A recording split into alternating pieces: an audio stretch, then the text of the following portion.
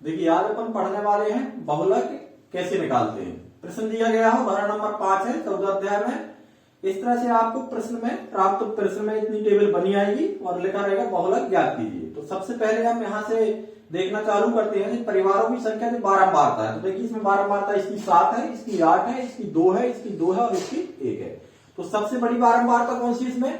सबसे जो बड़ी बारंबारता है ये है 8 है। इस लाइन में देखिए आप, ये 7 8 2 1, इसमें सबसे बड़ी बारंबारता क्या है? 8 है। तो इसको ले लेंगे F1 के बराबर। F1 के बराबर कितना मिल गया? 8 मिल गया। अब 8 के बगल से दाएं तरफ की बारंबारता कितनी है? 2 है। तो इसको ले लेंगे हम F2 के बराबर। तो F2 बराबर कितना मिल गया हमें? 2 मिल गया। अब देखिए जो हम 8 पे वहीं से चलते हैं, 8 से चर्चा करते हैं। 8 है, इसके बाएं तरफ वाला जो है इसको ले लेंगे हम F0। तो F0 बराबर कितना मिल गया? 7। तो जो हो गया F1 7, F0 7, F1 8 और F2 2। अब देखिए 8 के सामने का वर्ग क्या है? 8 के सामने का वर्ग है 3 से 5।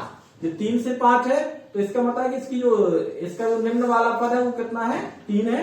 H क्या कहलाता है? वर्ग की माप। बड़ी वाली 5 से 3 को घटा देंगे, 5 में से 3 को घटाएंगे तो कितना प्राप्त हो जाएगा? हमें 2 प्राप्त हो जाएगा। देखिए इस तरह से हमें क्या ज्ञात कर लेना है? F1 सबसे बड़ी वाली बारंबारता, जो इसके दाएं तरफ वाली बारंबारता है उसको F2, बाएं तरफ वाली बारंबारता को F0 और सबसे बड़ी वाली बारंबारता के सामने का वर्ग। ये 3 से 5 है तो इसमें से L बराबर 3 और H निकालना है तो 5 में से 3 को घटा देंगे तो हमें 2 प्राप्त हो जाएगा। अब हम लिखेंगे बहुलक।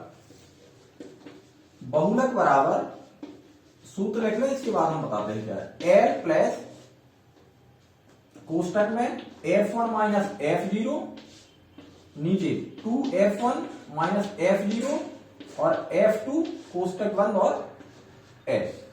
अब आप देखें सूत्र को देख लें थोड़ा सा ताकि याद करने में आपको आसानी रहे। पहले तो हम लिखेंगे L बराबर 3। L बराबर 3 है, 3 और प्लस साइन। अब देखें, अब हमने कहां से शुरुआत की थी? सबसे बड़ी वाली बारंबारता से, 8 से, मतलब 8 से। पहले हमें 8 में से 7 घटाना है। अंश में हमने 8 में से 7 घटा लिया, इसमें से इसको घटाना है। अब देखिए अब हमें फिर से इसमें से घटाना है, इसको भी घटाना है और इसको भी घटाना है, लेकिन पहले 2 का गुणा कर लेना। तो 2 गुणे 8 माइनस 7 और माइनस 2 और यहाँ गुणा में हमें H बराबर कितना है? 2 है। तो यहाँ पे आपको 2 रख लेना है।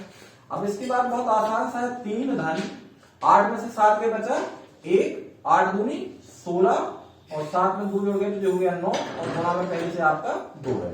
तो यहां से ये प्रश्न हो जाएगा आपका 3 ज्यों का, तो 2 का गुणा इसके साथ किया 1 के साथ तो 2 और यहाँ पे कर दिया हमने 7। नीचे 16 में से 9 चला जाएगा तो 7 आ जाएगा।